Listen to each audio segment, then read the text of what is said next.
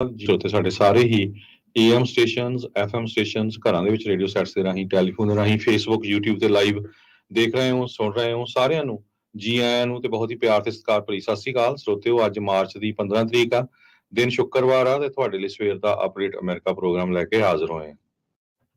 Programme ਨੂੰ sponsor ਕਰਦੇ ਨੇ ਖਾਲਸਾ ਇੰਸ਼ੋਰੈਂਸ ਏਜੰਸੀ, ਜਿਨ੍ਹਾਂ ਦੇ ਕੋਲੋਂ ਹਰ ਇੱਕ ਤਰੀਕੇ ਦੀ ਇੰਸ਼ੋਰੈਂਸ ਕਰਵਾ ਸਕਦੇ ਹੋ। ਇੰਸ਼ੋਰੈਂਸ ਬਾਰੇ ਪਤਾ ਕਰਨ ਲਈ ਕਾਲ ਕਰ ਸਕਦੇ ਹੋ 408-272-2500 ਦੇ ਉੱਤੇ। 1992 ਤੋਂ ਇੰਸ਼ੋਰੈਂਸ ਤੇ ਬਿਜ਼ਨਸ ਦੇ ਵਿੱਚ ਨੇ। ਇਸ ਮੌਕੇ ਕਵਰਡ ਕੈਲੀਫੋਰਨੀਆ ਹੈਲਥ ਇੰਸ਼ੋਰੈਂਸ ਦੇ ਬਾਬਤ ਜੇ ਤੁਸੀਂ ਹੈਲਥ ਇੰਸ਼ੋਰੈਂਸ ਕਰਵਾਉਣੀ ਹੈ ਤਾਂ ਇਹਨਾਂ ਦੇ ਨਾਲ ਸੰਪਰਕ ਕਰੋ। ਇਸ ਦੇ ਨਾਲ visitor insurance, life insurance, Medicare ਦੇ ਲਈ ਅਪਲਾਈ ਕਰਨਾ ਹੋਵੇ ਤਾਂ ਪੂਰੇ ਅਮਰੀਕਾ ਭਰ ਦੇ ਵਿੱਚ ਸਰਵਿਸਿਜ਼ ਦਿੰਦੇ ਨੇ। ਕਾਲ 4082722500। ਟਿਰਕੀਆਨਾ ਇਮੀਗ੍ਰੇਸ਼ਨ ਲਾ ਫਰਮ, US ਇਮੀਗ੍ਰੇਸ਼ਨ ਦਾ ਹੋਵੇ ਕਿਸੇ ਵੀ ਤਰੀਕੇ ਦਾ ਕੰਮ, ਕਾਲ ਅਟਰਨੀ ਜੇ ਟਿਰਕੀਆਨਾ 415-909-0503 ਦੇ ਉੱਤੇ। ਇਸ ਦੇ ਨਾਲ Manjeet Singh Kular, Avtar Singh Manzil Clovis, Satnam Singh, Amarjit Singh Dosanjh Sunny Purewal Yuba City, Lakhvir Singh Samra Texas, Gurmel Singh Bakersfield, Amarjit Singh Stockton, Harnek Singh Pawla Renton Washington, H&M oil ontario, Harjit Singh Lathrop, Gurmel Singh Balbir ਵਾਸੀ Elk Grove, Karnail Singh Randhawa ਟਰਲੌਕ, Gurnek Singh Bagri Fresno, Dharam Singh Raminder Basra Bakersfield, Grewal travel services Yuba City, ਜਿਨ੍ਹਾਂ ਦੇ ਕੋਲੋਂ tax, payroll, visa, OCI card, passport ਦੀਆਂ ਸਰਵਿਸਿਜ਼ ਲੈ ਸਕਦੇ ਹੋ। Call 5307517605। D&V truck trailer repair, ਹਰ ਤਰੀਕੇ ਦੇ ਟਰੱਕ ਟ੍ਰੇਲਰ ਦੀ ਰਿਪੇਅਰ ਕਰਦੇ ਨੇ। Engine, clutch, brake, tyre, AC, DEF, smoke ਦਾ ਕੰਮ ਕਰਵਾ ਸਕਦੇ ਹੋ। ਟਰੱਕ ਪਾਰਕਿੰਗ ਅਵੇਲੇਬਲ ਆ। ਐਂਟੀਲੋਪ ਲਈ ਕਾਲ 9162252290, ਟੁਲੈਰੀ ਲਈ 5596162421। ਇਹਨਾਂ ਸਾਰਿਆਂ ਦਾ ਧੰਨਵਾਦ। ਜੇ ਤੁਸੀਂ ਵੀ ਇਸ ਪ੍ਰੋਗਰਾਮ ਨੂੰ ਸਪਾਂਸਰ ਕਰਨਾ ਚਾਹੁੰਦੇ ਹੋ, ਸੰਪਰਕ ਕਰ ਸਕਦੇ ਹੋ 408-722-7698। ਅੱਜ ਦੀਆਂ ਖਬਰਾਂ ਵੱਲ ਆਈਏ ਤੇ ਧਿਆਨ ਦੇ ਨਾਲ ਸੁਣਿਓ। ਬਹੁਤ ਸਾਰੇ ਆਪਣੇ ਜਿਹੜੇ ਭੈਣ ਭਰਾ ਆ, ਉਹਨਾਂ ਦੇ ਰਿਸ਼ਤੇਦਾਰ ਬਾਰਡਰ ਕ੍ਰਾਸ ਕਰਕੇ ਆ ਜਾਂਦੇ ਆ। ਕਿਸ ਤਰ੍ਹਾਂ ਉਹ ਪਲੇਨ ਦੇ ਵਿੱਚ ਚੜ ਸਕਦੇ ਆ ਜਾਂ ਨਹੀਂ, ਇਹ ਅੱਜ ਇੱਕ ਬਹੁਤ ਵੱਡਾ ਇਸ਼ੂ ਬਣਿਆ ਹੋਇਆ ਆ। ਜਿਹੜੇ ਮਾਈਗ੍ਰੈਂਟਸ ਕੋਲ ਪਾਸਪੋਰਟ ਹੈ ਨਹੀਂ, ਉਹ ਹੁਣ ਫਲਾਈਟ ਦੇ ਉੱਤੇ ਨਹੀਂ ਚੜ ਸਕਦੇ। ਇੱਕ ਕੰਡੀਸ਼ਨ ਤੇ ਚੜ ਸਕਦੇ ਆ, ਉਹਨਾਂ ਨੂੰ ਫੇਸ਼ੀਅਲ ਰਿਕੋਗਨੀਸ਼ਨ ਟੈਕਨੋਲੋਜੀ ਦੇ ਥਰੂ ਆਪਣੀ ਜਿਹੜੀ ਫੋਟੋ ਆ ਉਹ ਸਬਮਿਟ ਕਰਨੀ ਪੈਣੀ ਆ। ਜੋ ਉਹਨਾਂ ਦੀ ਪਿਕਚਰ CBP ਕੋਲ, ਜੋ ਕਸਟਮ ਬਾਰਡਰ ਪੈਟਰੋਲ ਏਜੰਟਸ ਕੋ ਹੋਊਗੀ, ਉਹ ਉਹਦੇ ਨਾਲ ਮੈਚ ਹੋਊਗੀ। ਇਹ ਰੂਲ ਕਦੋਂ ਲਾਗੂ ਹੋਇਆ? ਪਿਛਲੇ 1-2 ਦਿਨਾਂ 'ਚ ਲੋਕ ਬਹੁਤ ਕਨਫਿਊਜ਼ਨ ਦੇ ਵਿੱਚ ਹੈਗੇ ਆ।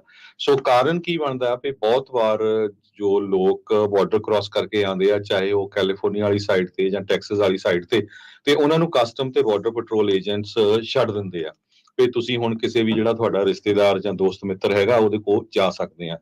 ਸੋ ਲੋਕ ਬਹੁਤ ਵਾਰ ਇੱਕ ਜਿਹੜਾ ਉਹਨਾਂ ਨੂੰ ਲੈਟਰ ਦਿੱਤਾ ਜਾਂਦਾ ਸੀ, ਉਸ ਲੈਟਰ ਦੇ ਉੱਤੇ ਹੀ ਟਿਕਟ ਲੈ ਕੇ ਕਿਸੇ ਨੇ ਟੈਕਸਸ ਤੋਂ ਕੈਲੀਫੋਰਨੀਆ ਆਉਣਾ ਜਾਂ ਕੈਲੀਫੋਰਨੀਆ ਤੋਂ ਨਿਊਯਾਰਕ ਜਾਣਾ ਜਾਂ ਕਿਸੇ ਹੋਰ ਸਟੇਟ ਜਾਣਾ, ਚਲੇ ਜਾਂਦੇ ਸੀ। ਪਰ ਇਹ ਹੁਣ 1-2 ਦਿਨਾਂ ਚੋਂ ਬਹੁਤ ਵੱਡਾ ਜਿਹੜਾ ਕਨਫਿਊਜ਼ਨ ਆ ਉਹ ਚੱਲ ਰਿਹਾ ਹੈ ਸਾਰੇ ਏਅਰਪੋਰਟਸ ਦੇ ਉੱਤੇ।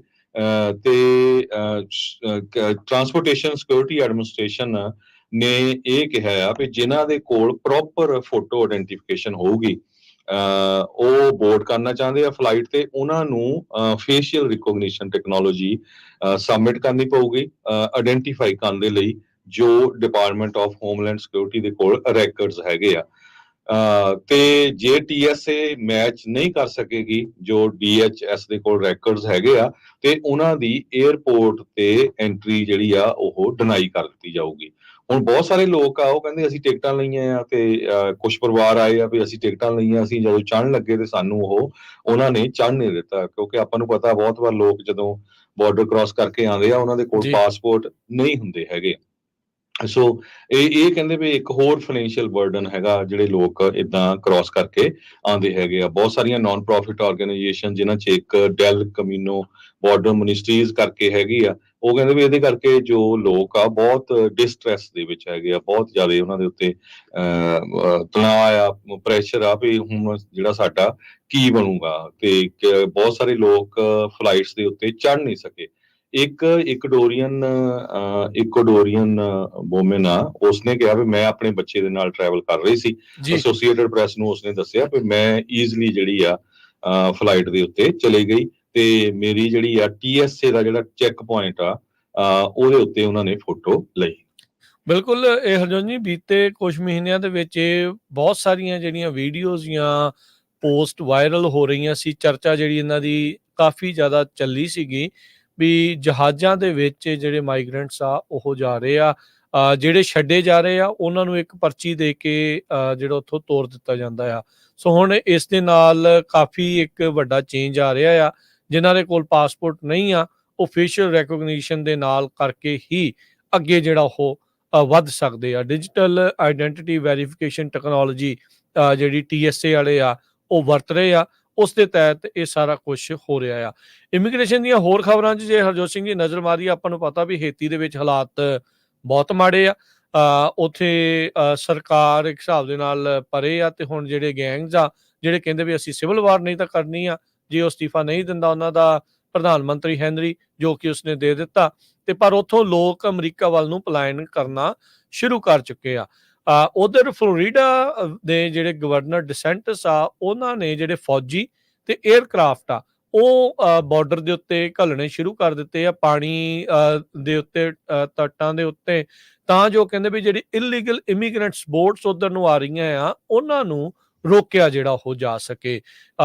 ਕੱਲ ਪਰਸੋਂ ਉਹਨਾਂ ਨੇ ਅਨਾਉਂਸ ਕੀਤਾ, ਕਹਿੰਦੇ 250 ਵਾਧੂ ਹੋਰ ਫੌਜੀ ਤੇ ਅਫਸਰ ਇਸ ਦੇ ਨਾਲ 에ਅਰਕ੍ਰਾਫਟ ਤੇ ਬੋਟਸ ਆਪਣੇ ਸਟੇਟ ਦੀਆਂ ਜਿਹੜੇ ਵੈਸਲਸ ਆ ਉਹ ਉੱਥੇ ਘੱਲੇ ਜਾਣਗੇ। ਜਿਹੜੀਆਂ ਵੀ ਕੋਈ ਕਿਸ਼ਤੀਆਂ ਆ ਰਹੀਆਂ ਉਧਰਲੇ ਪਾਸੋਂ ਵੈਸਲਸ ਜਿਨ੍ਹਾਂ 'ਚ ਇਲੀਗਲ ਇਮੀਗ੍ਰੈਂਟਸ ਆ ਹੇਤੀ ਤੋਂ ਆ ਰਹੇ, ਗੈਂਗ ਵਾਇਲੈਂਸ ਤੋਂ ਭੱਜੇ ਹੋਏ ਕੈਰੇਬੀਅਨ ਨੇਸ਼ਨ ਦੇ ਵਿੱਚ, ਉਹਨਾਂ ਨੂੰ ਉੱਥੋਂ ਰੋਕਿਆ ਜਿਹੜਾ ਉਹ ਜਾਊਗਾ। ਸੋ ਪ੍ਰਾਈਮ ਮਿਨਿਸਟਰ ਏਰੀਅਲ ਹੈਨਰੀ ਨੇ ਬੀਤੇ ਮੰਗਲਵਾਰ ਅਸਤੀਫਾ ਜਿਹੜਾ ਉਹ ਐਲਾਨ ਦਿੱਤਾ ਸੀ, ਤੇ ਪ੍ਰੈਜ਼ੀਡੈਂਸ਼ੀਅਲ ਕੌਂਸਲ ਜਿਹੜੀ ਆ ਉਸ ਤੋਂ ਬਾਅਦ ਦੇ ਵਿੱਚ ਕ੍ਰੀਏਟ ਉੱਥੇ ਕੀਤੀ ਗਈ ਸੀਗੀ। ਸੋ ਸਟੇਟ ਆਫ ਫਲੋਰੀਡਾ ਕਹਿੰਦੇ ਵੀ ਅਸੀਂ ਕਾਫੀ ਡੈਡੀਕੇਟ ਕਰ ਰਹੇ ਹਾਂ ਰਿਸੋਰਸਿਸ ਇਲੀਗਲ ਵੈਸਲਸ ਨੂੰ ਫਲੋਰੀਡਾ ਦੇ ਵਿੱਚ ਆਉਣ ਤੋਂ ਰੋਕਣ ਲਈ, ਖਾਸ ਕਰਕੇ ਹੁਣ ਜਿਹੜੇ ਹੇਤੀ ਤੋਂ ਆ ਰਹੇ ਆ।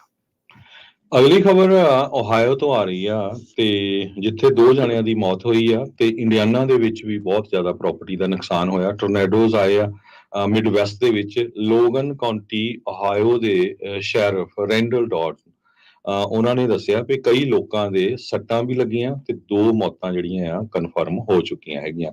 ਮਿਡ ਵੈਸਟ ਦੇ ਵਿੱਚ ਆਪਾਂ ਸਾਰਿਆਂ ਨੂੰ ਪਤਾ ਹੈ ਵੀ ਜਿਹੜੇ ਟੋਰਨੇਡੋਜ਼ ਆ, ਤੂਫਾਨ ਆ, ਉਹ ਬਹੁਤ ਆਉਂਦੇ ਰਹਿੰਦੇ ਆ। ਇੱਕ ਮੋਬਾਈਲ ਹੋਮ ਪਾਰਕ ਨੂੰ ਹਿੱਟ ਕੀਤਾ ਇਸ ਟੋਰਨੇਡੋ ਨੇ, ਤੇ ਉੱਥੇ 2 ਜਣਿਆਂ ਦੀ ਮੌਤ ਹੋ ਗਈ, ਤੇ ਸਾਰੇ ਦਾ ਸਾਰਾ ਜਿਹੜਾ ਉਹ ਪਾਰਕ ਆ, ਜਿੱਥੇ ਮੋਬਾਈਲ ਹੋਮ ਪਾਰਕ ਆ, ਉਹ ਡੈਮੇਜ ਹੋ ਗਿਆ। ਈਵਨ ਕਹਿੰਦੇ ਵੀ ਇੰਨੀ ਤੇਜ਼ ਹਵਾਵਾਂ ਸੀਗੀਆਂ ਇਸ ਟੋਰਨੇਡੋ ਦੇ ਵਿੱਚ, ਮੋਬਾਈਲ ਹੋਮ ਤੱਕ ਵੀ ਉੜਦੇ ਦੇਖੇ ਗਏ।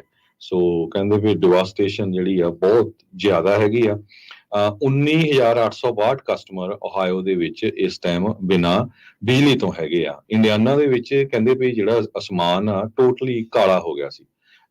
ਸੋ ਓਹਾਇਓ ਬਾਰਡਰ ਦੇ ਲਾਗੇ ਇੱਕ ਟਾਊਨ ਆ ਵਿਨਚੈਸਟਰ, ਉੱਥੇ 4800 ਦੇ ਕਰੀਬ ਜਿਹੜੇ ਘਰ ਆ ਉਹ ਫਲੈਟ ਹੋ ਗਏ ਹੈਗੇ ਆ। ਸੋ ਕਾਫੀ ਜ਼ਿਆਦਾ ਜਿਹੜਾ ਨੁਕਸਾਨ ਆ ਨੈਸ਼ਨਲ ਵੈਦਰ ਸਰਵਿਸ ਰਿਪੋਰਟ ਕਰ ਰਹੀ ਹੈ ਟੋਰਨੇਡੋਜ਼ ਦੇ ਦੁਆਰਾ ਮਿਡਵੈਸਟ ਦੇ ਵਿੱਚ, ਖਾਸ ਕਰਕੇ ਓਹਾਇਓ, ਇੰਡੀਆਨਾ ਸਟੇਟਸ ਦੇ ਵਿੱਚ। ਜੀ, ਅਗਲੀ ਜਿਹੜੀ ਹਰਜੋਤ ਸਿੰਘ ਦੀ ਗੱਲ ਕਰਦੇ ਜਾਈਏ, ਜਿਹੜੀ ਜਾਰਜੀਆ ਦਾ ਟਰੰਪ ਹੋਣਾ ਦਾ ਕੇਸ ਆ, ਉਸ ਮਾਮਲੇ ਵਿੱਚ ਜਿਹੜੀ ਅਟਲਾਂਟਾ ਦੀ ਡਿਸਟ੍ਰਿਕਟ ਅਟਾਰਨੀ ਫੈਨੀ ਵਿਲਿਸ, ਕਾਫੀ ਉਹਦਾ ਰੌਲਾ ਪਿਆ ਸੀ ਉਸਦੇ ਨਿੱਜੀ ਸੰਬੰਧਾਂ ਨੂੰ ਲੈ ਕੇ, ਉਹਦੇ ਸਾਬਕਾ ਬॉयਫ੍ਰੈਂਡ ਦੇ ਮਾਮਲੇ ਦਾ ਵੀ ਜਿਹੜਾ ਕਾਫੀ ਰੌਲਾ ਪਿਆ ਸੀ, ਬੜਾ ਕੁਛ ਜਿਹੜਾ ਉਹ ਚੱਲਿਆ।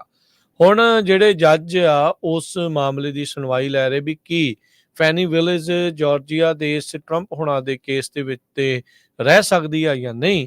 ਉਸ ਦੇ ਬਾਬਤ ਜੱਜ ਨੇ ਕਿਹਾ ਆ ਵੀ ਉਹ ਰਹਿ ਤਾਂ ਸਕਦੀ ਆ, ਬਸ਼ਰਤੇ ਜਿਹੜਾ ਉਸਦਾ ਸਾਬਕਾ ਬॉयਫ੍ਰੈਂਡ ਆ ਉਹ ਇਸ ਕੇਸ ਤੋਂ ਪਰੇ ਜਿਹੜਾ ਹੋਵੇ। ਫੁਲਟਨ ਕਾਉਂਟੀ ਦੀ ਇਹ ਡਿਸਟ੍ਰਿਕਟ ਅਟਾਰਨੀ ਆ, ਜਿੱਥੇ ਇਹ ਮਾਮਲਾ ਜਿਹੜਾ ਉਦੋਂ ਭਖਿਆ ਸੀ ਇਲੈਕਸ਼ਨਾਂ ਤੋਂ ਬਾਅਦ 'ਚ 2020 ਦੀਆਂ, ਜਦੋਂ ਟਰੰਪ ਹੋਣਾ ਨੇ ਆਪਣੇ ਸਾਥੀਆਂ ਨੂੰ ਕਾਲ ਕਰਕੇ ਜਾਂ ਉੱਥੇ ਇਹ ਪ੍ਰਚਾਰ ਕਰਨ ਦੀ ਜਿਹੜੀ ਉਹ ਕੋਸ਼ਿਸ਼ ਕੀਤੀ, ਵੋਟਾਂ ਲੈਣ ਦੀ ਵੀ ਉਹਨਾਂ ਨੇ ਗੱਲ ਕੀਤੀ ਵੀ ਲੱਭ ਕੇ ਦੇ। ਉਹ ਜਿਹੜੀ ਕਾਲ ਵਾਲਾ ਰੌਲਾ ਸੀਗਾ ਬੀਤੇ ਦਿਨਾਂ 'ਚ, ਉਹਦੇ ਤੇ ਵੀ ਕੁਛ ਜਿਹੜੇ ਚਾਰਜਸ ਆ ਉਹ ਵਾਪਸ ਲਏ ਗਏ ਸੀਗੇ, ਤੇ ਨਾਲ ਦੇ ਨਾਲ ਜਿਹੜਾ ਕਹਿ ਰਹੇ ਸੀਗੇ ਵੀ ਇਹ ਇਲੈਕਸ਼ਨ ਦੇ ਨਤੀਜੇ ਝੂਠੇ ਆ, ਸਾਰਾ ਕੁਛ ਆ, ਮੈਡਲ ਕਰਨ ਦੀ ਕੋਸ਼ਿਸ਼ ਕੀਤੀ, ਇਹ ਦੋਸ਼ ਉਹਨਾਂ ਉੱਤੇ ਲੱਗੇ ਆ। ਇਹ ਹੁਣ ਰੂਲਿੰਗ ਆਈ ਆ, ਜੱਜ ਜਿਹੜੇ ਸਕਾਟ ਮੈਕੈਫੇ ਫੁਲਟਨ ਸੁਪੀਰੀਅਰ ਕੋਰਟ ਦੇ, ਉਹ ਕਹਿੰਦੇ ਵੀ ਉਹਨਾਂ ਨੇ ਵਿਚਾਲੇ ਦਾ ਰਾਹ ਜਿਹੜਾ ਇਸ ਦੇ ਵਿੱਚ ਚੁਣਿਆ, ਜਿੱਥੇ ਮਿਸ ਫੈਨੀ ਵਿਲਿਸ ਜਿਹੜੀ ਆ ਉਸ ਨੂੰ ਕੌਨਫਲਿਕਟ ਆਫ ਇੰਟਰਸਟ ਦੇ ਮਾਮਲੇ ਦੇ ਵਿੱਚ, ਜਿੱਥੇ ਡਿਫੈਂਸ ਲਾਇਰ ਕਹਿ ਰਹੇ ਸੀ ਵੀ ਇੱਥੇ ਕੌਨਫਲਿਕਟ ਆਫ ਇੰਟਰਸਟ ਆ, ਤੇ ਨਾ ਹੀ ਉਹਨੂੰ ਪੂਰੀ ਤਰ੍ਹਾਂ ਕਹਿ ਲਓ ਵੀ ਬਰੀ ਕੀਤਾ, ਤੇ ਨਾ ਹੀ ਉਹਨੂੰ ਪੂਰੀ ਤਰ੍ਹਾਂ ਜੁਰਮ ਜਿਹੜਾ ਉਹ ਕਰਿਆ। ਉਹ ਕਹਿੰਦੇ ਵੀ ਤੂੰ ਰਹਿ ਲਾ, ਪਰ ਜਿਹੜਾ ਤੇਰਾ ਨਾਲ ਜਿਹਨੂੰ ਤੂੰ ਡੇਟ ਕਰਦੀ ਸੀ ਮਿਸਟਰ ਵੇਡ, ਉਹ ਇਸ ਤੋਂ ਜੇ ਪਰੇ ਕਰ ਦੇਂਗੀ ਕੇਸ ਤੋਂ, ਤਾਂ ਫਿਰ ਇਹ ਕੰਮ ਜਿਹੜਾ ਉਹ ਚੱਲ ਸਕਦਾ ਹੈਗਾ ਆ। ਸੋ ਨੇਥਨ ਵੇਡ ਤੇ ਫੈਨੀ ਵਿਲਿਸ ਦਾ ਇਹ ਜਿਹੜਾ ਮਾਮਲਾ ਆ, ਜੋ ਕਿ ਨਵੰਬਰ 2021 ਤੋਂ ਪਹਿਲਾਂ ਦਾ ਆ, ਜਦੋਂ ਇਹ ਹਾਇਰ ਨਹੀਂ ਸੀ ਹੋਈ ਟਰੰਪ ਕੇਸ ਦੇ ਲਈ, ਉਸ ਤੋਂ ਪਹਿਲਾਂ ਦੇ ਮਾਮਲੇ ਦੇ ਵਿੱਚ ਇਹ ਕਾਫੀ ਜਿਹੜਾ ਡਿਫੈਂਸ ਦੇ ਲਾਇਰਸ ਨੇ ਟਰੰਪ ਹੁਣਾਂ ਵੱਲੋਂ ਇਸ ਨੂੰ ਅੱਗੇ ਲਿਆਂਦਾ ਸੀ, ਤੇ ਹੁਣ ਇਵੈਂਚੁਅਲੀ ਜੱਜ ਨੇ ਵਿਚਲਾ ਰਾਹ ਉਹਨੂੰ ਦਿਖਾ ਦਿੱਤਾ ਹੈ। ਅਗਲੀ ਖਬਰ ਵੱਲ ਚਲੀਏ। ਚੱਕ ਸ਼ੂਮਰ ਦੇ ਲੈਕਚਰ ਤੋਂ ਬਾਅਦ, ਉਹਨਾਂ ਦੀ ਸਟੇਟਮੈਂਟ ਤੋਂ ਬਾਅਦ, ਇਜ਼ਰਾਈਲ ਦੇ ਜੋ ਪ੍ਰਾਈਮ ਮਿਨਿਸਟਰ ਆ ਨੇਤਨਯਾਹੂ, ਤੇ ਨਾਲ ਦੀ ਨਾਲ ਇਜ਼ਰਾਈਲ ਦੇ ਲੋਕ ਜਿਹੜੇ ਆ ਕਹਿੰਦੇ ਇੱਕਦਮ ਉਹ ਸਟਨ ਹੋ ਗਏ ਆ, ਤੇ ਵੀ ਕਿਸ ਤਰ੍ਹਾਂ ਇਜ਼ਰਾਈਲ ਦਾ ਤੇ ਖਾਸ ਕਰਕੇ Netanyahu the one of the best friend ਜੋ ਸੈਨੇਟ ਮੈਜੋਰਟੀ ਲੀਡਰ ਚੱਕ ਸ਼ੂਮਰ ਆ, ਉਹ ਕਹਿ ਸਕਦਾ ਵੀ ਇਜ਼ਰਾਈਲ ਦੀ ਲੋਕਾਂ ਨੂੰ, ਨੇਤਨਯਾਹੂ ਨੂੰ ਹੁਣ ਉਹਦੀ ਪੋਜੀਸ਼ਨ ਤੋਂ ਥੱਲੇ ਲਾ ਲੈਣਾ ਚਾਹੀਦਾ, ਤੇ ਨਵੀਂ ਗਵਰਨਮੈਂਟ ਜਿਹੜੀ ਆ ਇਜ਼ਰਾਈਲ 'ਚ ਆਣੀ ਚਾਹੀਦੀ ਹੈਗੀ ਆ। ਸੋ ਕਹਿੰਦੇ ਵੀ ਜਦੋਂ ਚੱਕ ਸ਼ੂਮਰ ਨੇ ਆਪਣਾ ਸਪੀਚ ਵੀ ਦਿੱਤਾ, ਉਸਨੇ ਕਿਸੇ ਨੂੰ ਜਿਹੜਾ ਉਹ ਦਿਖਾਲਿਆ ਨਹੀਂ। ਈਵਨ ਵਾਸ਼ਿੰਗਟਨ ਦੇ ਵਿੱਚ ਤੇ ਜੈਰੂਸਲਮ ਦੇ ਵਿੱਚ ਡੈਮੋਕ੍ਰੈਟਿਕ ਪਾਰਟੀ ਦੇ ਬਹੁਤ ਸਾਰੇ ਜਿਹੜੇ ਸਪੋਰਟਰਸ ਆ ਇਜ਼ਰਾਈਲ ਦੇ ਦਹਾਕਿਆਂ ਤੋਂ, ਉਹ ਪੂਰੀ ਤਰ੍ਹਾਂ ਹੈਰਾਨ ਹੋ ਗਏ ਵੀ ਇਹ ਕਾਰਨ ਕੀ ਆ ਵੀ ਜਿਹੜਾ ਇੰਨਾ ਜ਼ਿਆਦਾ ਜਿਹੜੀ ਆ ਚੱਕ ਸ਼ੂਮਰ ਆ ਉਸਨੇ ਕ੍ਰਿਟੀਸਾਈਜ਼ ਕੀਤਾ। ਚੱਕ ਸ਼ੂਮਰ ਜੋ ਹਾਊਸ ਦੇ ਮੈਜੋਰਟੀ ਲੀਡਰ ਆ, ਦੱਸਦੇ ਜਾਈਏ ਈਵਨ ਪ੍ਰੈਜ਼ੀਡੈਂਟ ਓਬਾਮਾ ਦੇ ਟਾਈਮ ਦੇ ਉੱਤੇ ਵੀ ਜਦੋਂ ਇਰਾਨ ਦੇ ਨਾਲ ਡੀਲ ਚੱਲ ਰਹੀ ਸੀ, ਤੇ ਇਹਨਾਂ ਨੇ ਵੋਟ ਜਿਹੜੀ ਆ ਪ੍ਰੈਜ਼ੀਡੈਂਟ ਓਬਾਮਾ ਦੇ ਉਲਟ ਪਾਈ ਸੀ, ਡੈਮੋਕ੍ਰੇਟ ਹੁੰਦੇ ਹੋਏ ਵੀ। ਉਹਨਾਂ ਨੇ 4 ਮੇਨ ਰੀਜ਼ਨ ਦੱਸਿਆ ਚੱਕ ਸ਼ੂਮਰ ਉਹਨਾਂ ਨੇ, ਕਹਿੰਦੇ ਵੀ ਮਿਡਲ ਈਸਟ ਦੇ ਵਿੱਚ ਜਿਹੜੀ ਸ਼ਾਂਤੀ ਦਾ ਨਾ ਆਉਣ ਦੇ 4 ਕਾਰਨ ਹੈਗੇ ਆ। ਉਹਦੇ ਵਿੱਚ ਉਹਨਾਂ ਨੇ ਇਹ ਕਿਹਾ ਵੀ ਪਹਿਲਾਂ ਤਾਂ 4 ਮੇਜਰ ਆਬਸਟੀਕਲਸ ਆ। ਇੱਕ ਹਮਾਸ ਆ, ਦੂਸਰਾ ਪੈਲਸਤੀਨੀਅਨ ਅਥਾਰਟੀ ਪ੍ਰੈਜ਼ੀਡੈਂਟ ਮਹਿਮੂਦ ਅਬਾਸ ਆ, ਤੇ ਤੀਸਰਾ ਜਿਹੜਾ ਰੈਡੀਕਲ ਰਾਈਟ ਵਿੰਗ ਇਜ਼ਰਾਈਲੀਜ਼ ਹੈਗੇ ਆ, ਤੇ ਚੌਥਾ ਜਿਹੜਾ ਆ ਉਹ ਨੇਤਨਯਾਹੂ ਆ। ਸੋ ਕਿਉਂਕਿ ਆਪਾਂ ਨੂੰ ਪਤਾ ਅਮਰੀਕਾ ਦੇ ਵਿੱਚ ਵੀ ਹੁਣ ਬਹੁਤ ਜ਼ਿਆਦਾ ਜਿਹੜਾ ਆ ਪ੍ਰੈਜ਼ੀਡੈਂਟ ਬਾਈਡਨ ਹੋਣਾ ਦਾ ਤੇ ਡੈਮੋਕ੍ਰੈਟਿਕ ਸਰਕਾਰ ਦਾ ਵਿਰੋਧ ਵੀ ਹੋ ਰਿਹਾ, ਕ੍ਰਿਟਿਸਿਜ਼ਮ ਵੀ ਹੋ ਰਿਹਾ ਵੀ ਭਾਈ ਉੱਥੇ ਇੰਨਾ ਜ਼ਿਆਦਾ ਜੈਨੋਸਾਈਡ ਹੋ ਰਿਹਾ, ਤੇ ਉੱਥੇ ਬੰਬਾਰਡਮੈਂਟ ਆ ਜੋ ਉਹ ਬੰਦ ਹੋਣੀ ਚਾਹੀਦੀ ਆ। ਹਾਲਾਂਕਿ ਅੱਜ ਫੇਰ ਸਵੇਰੇ ਜਦੋਂ ਫੂਡ ਡਿਲੀਵਰ ਕਰ ਰਹੇ ਸੀ, ਵੰਡ ਰਹੇ ਸੀ, ਤਾਂ ਉੱਥੇ ਬੰਬਾਰਡਮੈਂਟ ਹੋਈ, ਜਿਹਦੇ ਨਾਲ 20 ਜਣਿਆਂ ਦੀ ਮੌਤ ਹੋ ਗਈ। ਇਜ਼ਰਾਈਲ ਵਾਲੇ ਜਿਹੜੇ ਆ ਉਸ ਤੋਂ ਮੁੱਕਰ ਰਹੇ ਆ ਵੀ ਨਹੀਂ, ਅਸੀਂ ਉੱਥੇ ਨਹੀਂ ਕੀਤੀ ਹੈਗੀ, ਤੇ 100 ਤੋਂ ਵੱਧ ਲੋਕ ਜਿਹੜੇ ਫੱਟੜ ਵੀ ਹੋਏ ਹੈਗੇ ਆ। ਸੋ ਈਵਨ ਪ੍ਰੈਜ਼ੀਡੈਂਟ ਬਾਈਡਨ ਹੁਣੇ ਵੀ ਕਿਹਾ ਵੀ ਪੈਲਸਤੀਨੀਅਨ ਦੀ ਜਿਹੜੀ ਇੰਡੀਪੈਂਡੈਂਟ ਸਟੇਟ ਆ, ਅਸੀਂ ਉਸ ਹੱਕ ਦੇ ਵਿੱਚ ਆ, ਇਸੇ ਤਰ੍ਹਾਂ ਇਜ਼ਰਾਈਲ ਦੇ ਹੱਕ ਦੇ ਵਿੱਚ ਆ ਵੀ ਉਹਨਾਂ ਦੇ ਕੋਲ ਆਪਣੀ ਜਿਹੜੀ ਆ ਆਜ਼ਾਦ ਮੁਲਕ ਆ, ਤੇ ਉਹਨਾਂ ਦੇ ਉੱਤੇ ਵੀ ਕਿਸੇ ਤਰ੍ਹਾਂ ਦੀਆਂ ਜਿਹੜੀਆਂ ਪਿਛਲੇ ਸਮੇਂ ਦੇ ਵਿੱਚ ਅਟੈਕ ਹੋਇਆ ਆ ਹਮਾਸ ਵੱਲੋਂ, ਉਹ ਨਹੀਂ ਹੋਣਾ ਚਾਹੀਦਾ। ਸੋ ਵਾਈਟ ਹਾਊਸ ਦੇ ਵਿੱਚ ਇਜ਼ਰਾਈਲ ਪ੍ਰਤੀ ਜਿਹੜੀ ਆ ਕਾਫੀ ਜਿਹੜੀ ਚੇਂਜ ਆਈ ਹੈਗੀ ਆ, ਖਾਸ ਕਰਕੇ ਪ੍ਰਾਈਮ ਮਿਨਿਸਟਰ ਨੇਤਨਯਾਹੂ ਨੂੰ ਲੈ ਕੇ। ਜੀ ਜੀ ਬਿਲਕੁਲ। ਸੋ ਹੁਣ ਦੇਖੋ ਵੀ ਸ਼ਰੇਆਮ ਜਿਹੜਾ ਕਤਲੇਆਮ ਜਿਹੜਾ ਉੱਥੇ ਚੱਲ ਰਿਹਾ ਆ, ਹਾਲਾਤ ਜਿਹੜੇ ਉਹ ਮਾੜੇ ਆ, ਲੋਕਾਂ ਨੂੰ ਉੱਥੇ ਨਾ ਭੋਜਨ ਆ ਤੇ ਨਾ ਸਾਫ਼ ਪਾਣੀ ਆ, ਤੇ ਫਿਰ ਵੀ ਗੋਲੀਆਂ ਜਿਹੜੀਆਂ ਉਹਨਾਂ ਨੂੰ ਉੱਥੇ ਖਾਣੀਆਂ ਪੈ ਰਹੀਆਂ ਹੈਗੀਆਂ। ਅਗਲੀ ਜਿਹੜੀ ਹਰਜੋਤ ਸਿੰਘ ਜੀ ਗੱਲ ਕਰਦੇ ਜਾਈਏ, ਦੁਨੀਆ ਦੇ ਵਿੱਚ ਕਹਿੰਦੇ ਵੀ ਵੋਟਾਂ ਡੈਮੋਕ੍ਰੇਸੀ ਦਾ ਪ੍ਰਤੀਕ ਹੁੰਦਾ ਆ, ਪਰ ਜਦੋਂ ਰੂਸ ਦੇ ਵਿੱਚ ਪੈਂਦੀਆਂ ਤਾਂ ਡੈਮੋਕ੍ਰੇਸੀ ਕਿਤੇ ਦੂਰ ਨੇੜੇ ਵੀ ਨਜ਼ਰ ਨਹੀਂ ਆਉਂਦੀ। ਮਾਸਕੋ ਦੇ ਵਿੱਚ ਵਿਦਆਊਟ ਐਨੀ ਆਪੋਜੀਸ਼ਨ ਪੁਤਿਨ ਅੱਜ ਜਿੱਤ ਜਾਊਗਾ। ਇਹ ਉੱਥੇ ਇਲੈਕਸ਼ਨਸ ਜਿਹੜੀਆਂ ਉਹ ਹੋ ਰਹੀਆਂ ਆ। NBC ਨਿਊਜ਼ ਵਾਲੇ ਉੱਥੇ ਪਹੁੰਚੇ ਸੀ, ਉਹਨਾਂ ਨੇ ਇੱਕ ਦਿਨ ਦਿਹਾੜਾ ਹੀ ਜਿਹੜੀ ਆ ਪੂਰੀ ਪੋਲਿੰਗ ਸਟੇਸ਼ਨ ਦੇ ਉੱਤੇ ਰਸ਼ੀਆ ਦੀ ਕੈਪੀਟਲ ਮਾਸਕੋ ਦੇ ਵਿੱਚ ਜਿਹੜੀ ਉਹ ਗੁਜ਼ਾਰੀ, ਜਿਹਦੇ ਵਿੱਚ ਕਹਿੰਦੇ ਵੀ ਵਿਨਰ ਦਾ ਤਾਂ ਕੋਈ ਸ਼ੱਕ ਨਹੀਂ ਹੋਊਗਾ, ਬਲਕਿ ਉਹ ਇਸ ਟਾਈਮ ਕ੍ਰੈਮਲਿਨ ਵਾਲੇ ਇਹ ਕਹਿ ਰਹੇ ਆ ਵੀ ਵੋਟਾਂ ਪਾਈਆਂ ਕਿੰਨੀਆਂ, ਟਰਨ ਆਊਟ ਦੇ ਨਾਲ ਜਿਹੜਾ ਉਹ ਮੈਜਰ ਕੀਤਾ ਜਾਊਗਾ ਵੀ ਪੁਤਿਨ ਨੂੰ ਕਿੰਨੀ ਜ਼ਿਆਦਾ ਜਿਹੜੀ ਇਸ ਦੇ ਵਿੱਚ ਸਪੋਰਟ ਹੈਗੀ ਆ। ਸੋ ਕਹਿੰਦੇ ਵੀ ਲਗਾਤਾਰ ਲੋਕ ਉੱਥੇ ਵੋਟ ਪਾਉਣ ਆਉਂਦੇ ਜਿਹੜੇ ਉਹ ਰਹੇ। ਚੁੱਪ ਚਪੀਤੇ ਇਹ 3 ਦਿਨ ਜਿਹੜੀ ਪ੍ਰੈਜ਼ੀਡੈਂਸ਼ੀਅਲ ਇਲੈਕਸ਼ਨ ਦੇ ਵਿੱਚ ਉਹਨਾਂ ਦੇ ਲੱਗਣੇ ਆ। 3 ਦਿਨ ਪੂਰੇ ਰਸ਼ੀਆ ਦੇ ਵਿੱਚ ਵੋਟਸ ਪੈਣੀਆਂ ਆ, ਜਿੱਥੇ ਕੋਈ ਵੀ ਉਸ ਦਾ ਆਪੋਜੀਸ਼ਨ ਦੇ ਵਿੱਚ ਨਹੀਂ ਆ। ਨਵੈਲਨੀ ਸੀਗਾ ਜਿਹੜਾ, ਉਸ ਨੂੰ ਮਾਰ ਦਿੱਤਾ ਗਿਆ। ਇਹ ਉਸਦੇ ਜਿਹੜੇ ਨਾਲ ਦੇ ਸਾਥੀ, ਉਸਦੇ ਪਰਿਵਾਰ ਵਾਲੇ ਦੋਸ਼ ਲਾਉਂਦੇ ਆ ਪੁਤਿਨ ਦੇ ਉੱਤੇ, ਰੂਸ ਦੇ ਉੱਤੇ, ਵੀ ਉਹਨਾਂ ਦੁਆਰੇ ਜਿਹੜਾ ਇਹ ਕੀਤਾ ਗਿਆ ਹੈਗਾ ਆ। ਸੋ ਹੁਣ ਕਹਿੰਦੇ ਵੀ ਇਸ ਤਰੀਕੇ ਦੇ ਨਾਲ ਪੁਤਿਨ 5ਵੀਂ ਟਰਮ ਦੇ ਲਈ ਆਪਣੇ ਆਪ ਨੂੰ ਤਿਆਰ ਜਿਹੜਾ ਉਹ ਕਰ ਬੈਠਾ ਆ।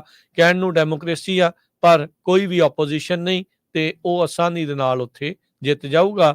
ਤੇ ਕ੍ਰੈਮਲਿਨ ਵਾਲੇ ਕਹਿਣਗੇ ਹਾਂਜੀ ਜੀ 90% 95% ਜਿਹੜਾ ਉਹ ਟਰਨ ਆਊਟ ਹੋਇਆ, ਉਹਦੇ ਵਿੱਚੋਂ 100% ਵੋਟਾਂ ਜਿਹੜੀਆਂ ਜੀ ਪੁਤਿਨ ਨੂੰ ਪਈਆਂ, ਇਸ ਲਈ ਉਸ ਦੀ ਬਹੁਤ ਜ਼ਿਆਦਾ ਸਪੋਰਟ ਜਿਹੜੀ ਉਹ ਹੋਊਗੀ। ਸੋ ਇਹ ਸਾਰਾ ਕੁਛ ਦਿਖਾਵੇ ਦੇ ਲਈ ਕਹਿ ਲਓ ਵੀ ਲੋਕਤੰਤਰ ਦੀਆਂ ਅੱਖਾਂ 'ਚ ਘੱਟਾ ਪਾਉਣ ਨੂੰ ਇਹ ਸਭ ਕੁਛ ਉੱਥੇ ਚੱਲ ਰਿਹਾ ਹੈ। ਅਗਲੀ ਖਬਰ ਵੱਲ ਚਲੀਏ ਜੋ ਇੰਡੀਆ ਦੇ ਨਾਲ ਰਿਲੇਟਡ ਆ। ਕੁਛ ਮਹੀਨੇ ਪਹਿਲਾਂ BBC ਵੱਲੋਂ ਜਿਹੜੀ ਡਾਕੂਮੈਂਟਰੀ ਰਿਲੀਜ਼ ਕੀਤੀ ਗਈ ਸੀ ਉਸ ਨੂੰ ਇੰਡੀਆ ਦੇ ਵਿੱਚ ਬੈਨ ਕਰ ਦਿੱਤਾ ਗਿਆ ਤੇ ਪਿਛਲੇ ਹਫਤੇ ਜੋ 5th ਸਟੇਟ ਜੋ ਕੈਨੇਡੀਅਨ ਬ੍ਰੌਡਕਾਸਟਿੰਗ ਵੱਲੋਂ ਇੱਕ ਜਿਹੜੀ YouTube ਸੀ ਉਹ ਰਿਲੀਜ਼ ਕੀਤੀ ਗਈ ਸੀ, ਉਸ ਨੂੰ ਇੰਡੀਆ ਦੇ ਵਿੱਚ ਬੈਨ ਕਰ ਦਿੱਤਾ ਗਿਆ। ਹਾਲਾਂਕਿ ਜੋ ਜਿਨ੍ਹਾਂ ਨੇ ਡਾਕੂਮੈਂਟਰੀ ਉਹ ਤਿਆਰ ਕੀਤੀ ਹੈਗੀ ਆ, ਉਹ ਕਹਿੰਦੇ ਵੀ ਅਸੀਂ ਬਹੁਤ ਜ਼ਿਆਦਾ ਰਿਸਰਚ ਕੀਤੀ ਆ। ਈਵਨ ਇੰਡੀਆ ਦੇ ਜਿਹੜੇ ਕੌਂਸੂਲੇਟ ਆਫਿਸਰਸ ਆ ਉਹ ਟੋਰਾਂਟੋ 'ਚ ਆ, ਵੈਨਕੂਵਰ 'ਚ ਆ, ਉਹਨਾਂ ਨੂੰ ਕੰਟੈਕਟ ਵੀ ਕੀਤਾ ਪਰ ਉਹਨਾਂ ਨੇ ਕੋਈ ਰਿਸਪੌਂਸ ਨਹੀਂ ਦਿੱਤਾ। ਤੇ ਉਸ ਤੋਂ ਬਾਅਦ ਪਿਛਲੇ ਦਿਨ ਜੋ US ਦੇ ਮੈਥਿਊਜ਼ ਹੈਗੇ ਆ, US ਸਟੇਟ ਡਿਪਾਰਟਮੈਂਟ ਦੇ ਸਪੋਕਸਪਰਸਨ ਮੈਥਿਊ ਮਿਲਰ, ਉਹਨਾਂ ਨੇ ਸਟੇਟਮੈਂਟ ਜਾਰੀ ਕੀਤੀ ਸੀ ਕਿ ਜਿਹੜਾ CAA ਜਿਹੜਾ ਨਵਾਂ ਕਾਨੂੰਨ ਹਿੰਦੁਸਤਾਨ ਦੀ ਸਰਕਾਰ ਲੈ ਕੇ ਆਈ ਆ, ਉਹ ਰਿਲੀਜੀਅਸ ਫਰੀडम ਇਨ ਇੰਡੀਆ ਉਸ ਨੂੰ ਅਫੈਕਟ ਕਰੂਗੀ, ਕਿਉਂਕਿ ਉਹਦੇ ਵਿੱਚ ਸਿਰਫ ਹਿੰਦੂ, ਕ੍ਰਿਸਚੀਅਨ ਤੇ ਸਿੱਖਾਂ ਨੂੰ ਸਿਟੀਜ਼ਨਸ਼ਿਪ ਦੇਣ ਦੀ ਗੱਲ ਕੀਤੀ ਸੀ ਤੇ ਮੁਸਲਮਾਨਾਂ ਨੂੰ ਕਿਹਾ ਗਿਆ ਸੀ ਕਿ ਨਹੀਂ, ਉਹਨਾਂ ਨੂੰ ਇਹ ਜਿਹੜੀ ਆ ਨਹੀਂ ਦੇਣੀ ਹੈਗੀ। ਅੱਜ ਗਵਰਨਮੈਂਟ ਆਫ ਇੰਡੀਆ ਨੇ ਇਹ ਕਿਹਾ ਕਿ ਜਿਹੜੀ US ਦੇ ਸਟੇਟ ਡਿਪਾਰਟਮੈਂਟ ਦੀ ਜਿਹੜੀ ਸਟੇਟਮੈਂਟ ਆ ਉਹ ਬਹੁਤ ਹੀ ਗਲਤ ਹੈਗੀ ਆ, ਮਿਸਪਲੇਸਡ ਆ, ਮਿਸਇਨਫੋਰਮਡ ਆ ਤੇ ਅਨਵਾਰੰਟਡ ਹੈਗੀ ਆ। ਸੋ ਕਹਿੰਦੇ ਭਈ ਅਸੀਂ ਤਾਂ ਸਿਟੀਜ਼ਨਸ਼ਿਪ ਦੇਣ ਦੀ ਗੱਲ ਕਰ ਰਹੇ ਆ, ਨਾ ਕਿ ਕਿਸੇ ਤੋਂ ਲੈਣ ਦੀ। ਹਾਲਾਂਕਿ ਇੰਡੀਆ ਦੇ ਵਿੱਚ ਵੀ ਜਿਹੜਾ ਇਹਦਾ ਬਹੁਤ ਵਿਰੋਧ ਹੋ ਰਿਹਾ ਭਈ ਈਵਨ ਪਾਕਿਸਤਾਨ ਤੋਂ ਵੀ ਜਾਂ ਰੋਹਿੰਗਿਆ ਤੋਂ ਵੀ ਬਹੁਤ ਸਾਰੇ ਜਿਹੜੇ ਮੁਸਲਮਾਨ ਆਏ ਆ, ਮੁਸਲਮਾਨਾਂ ਦੇ ਵਿੱਚ ਵੀ ਬਹੁਤ ਸਾਰੀਆਂ ਜਿਹੜੀਆਂ ਉਹਨਾਂ ਦੀਆਂ ਡਿਫਰੈਂਟ ਬ੍ਰਾਂਚਸ ਹੈਗੀਆਂ ਉਹ ਅਫੈਕਟ ਹੁੰਦੇ ਹੈਗੇ ਆ, ਉਹ ਭੱਜੇ ਆ ਆਪਣੀ ਲਾਈਫ ਨੂੰ ਬਚਾਉਣ ਦੇ ਲਈ। ਤੇ ਜੇ ਤੁਸੀਂ ਸਿਟੀਜ਼ਨਸ਼ਿਪ ਦੇਣੀ ਆ ਤਾਂ ਫਿਰ ਸਾਰਿਆਂ ਨੂੰ ਜਿਹੜੀ ਆ ਉਹ ਦੇਣੀ ਚਾਹੀਦੀ ਹੈਗੀ ਆ। 2019 ਦੇ ਵਿੱਚ ਇਹ ਜਿਹੜਾ ਲਾਅ ਇੰਡੀਆ ਦੇ ਵਿੱਚ ਇੰਡੀਆ ਦੀ ਪਾਰਲੀਮੈਂਟ 'ਚ ਇੰਪਲੀਮੈਂਟ ਕੀਤਾ ਸੀ, ਪਰ ਉਹ ਡਿਲੇ ਹੋ ਗਿਆ ਤੇ ਹੁਣ ਜਿਹੜੇ ਪ੍ਰਾਈਮ ਮਿਨਿਸਟਰ ਨਰਿੰਦਰ ਮੋਦੀ ਆ, ਉਹਨਾਂ ਨੇ ਅਨਾਉਂਸ ਕੀਤਾ ਵੀ ਅਸੀਂ ਇਸ ਨੂੰ ਲਾਗੂ ਕਰਨ ਜਾ ਰਹੇ ਹੈਗੇ ਆ। ਗਵਰਨਮੈਂਟ ਨੇ ਇਹ ਕਿਹਾ ਵੀ CAA ਜੋ ਇੰਡੀਅਨ ਮੁਸਲਮਾਨਾਂ ਦੇ ਰਾਈਟ ਹੈਗੇ ਆ, ਉਹਨਾਂ ਦੇ ਉੱਤੇ ਕਿਸੇ ਤਰ੍ਹਾਂ ਦੀ ਕੋਈ ਚੇਂਜ ਨਹੀਂ ਕਰ ਰਿਹਾ, ਨਾ ਉਹਨਾਂ ਨੂੰ ਰਿਸੈਂਡ ਕਰ ਰਿਹਾ, ਨਾ ਉਹਨਾਂ ਨੂੰ ਸਕ੍ਰੈਪ ਕਰ ਰਿਹਾ। 18 ਮਿਲੀਅਨ ਦੇ ਕਰੀਬ ਜਿਹੜੇ ਮੁਸਲਮਾਨ ਆ ਉਹ ਉਹਨਾਂ ਦੇ ਕੋਲ ਕਹਿੰਦੇ ਇਕੁਅਲ ਰਾਈਟਸ ਹੈਗੇ ਆ ਜਿੱਦਾਂ ਦੇ ਹੋਰ ਸਿਟੀਜ਼ਨਸ ਦੇ ਆ। ਇਹ ਭਾਰਤ ਦੀ ਜਿਹੜੀ ਸਰਕਾਰ ਆ ਉਹਨਾਂ ਨੇ ਸਟੇਟਮੈਂਟ ਜਾਰੀ ਕੀਤੀ ਹੈਗੀ। ਜੀ ਅਜੇ ਸਿੰਘ ਜੀ, ਬ੍ਰੇਕ ਦਾ ਵਕਤ ਆ। ਬ੍ਰੇਕ ਤੋਂ ਬਾਅਦ ਦੇ ਵਿੱਚ ਰੀਅਲ ਅਸਟੇਟ ਦੀ ਦੁਨੀਆ ਦੇ ਵਿੱਚ ਕੀ ਹਲਚਲ ਜਿਹੜੀ ਹੋਈ ਅਮਰੀਕਾ 'ਚ, ਉਸ ਬਾਰੇ ਜਿਹੜੀ ਆਪਾਂ ਗੱਲਬਾਤ ਜਿਹੜੀ ਉਹ ਕਰਦੇ ਆ। ਇਸ ਤੋਂ ਇਲਾਵਾ ਹੋਰ ਕੀ ਕੁਛ ਜਿਹੜਾ ਉਹ ਚੱਲ ਰਿਹਾ ਹੈ ਮੁਲਕ ਭਰ ਦੇ ਵਿੱਚ, ਉਹਦੇ ਬਾਰੇ ਵੀ ਆਪਾਂ ਚਰਚਾ ਕਰਾਂਗੇ। ਮਿਲਦੇ ਹਾਂ ਇੱਕ ਬ੍ਰੇਕ ਤੋਂ ਬਾਅਦ 'ਚ। ਰੀਅਲ ਅਸਟੇਟ ਦੀ ਬਹੁਤ ਹੀ ਅਹਿਮ ਜਾਣਕਾਰੀ ਬ੍ਰੇਕ ਤੋਂ ਬਾਅਦ 'ਚ ਲੈ ਕੇ ਹਾਜ਼ਰ ਹੋਵਾਂਗੇ।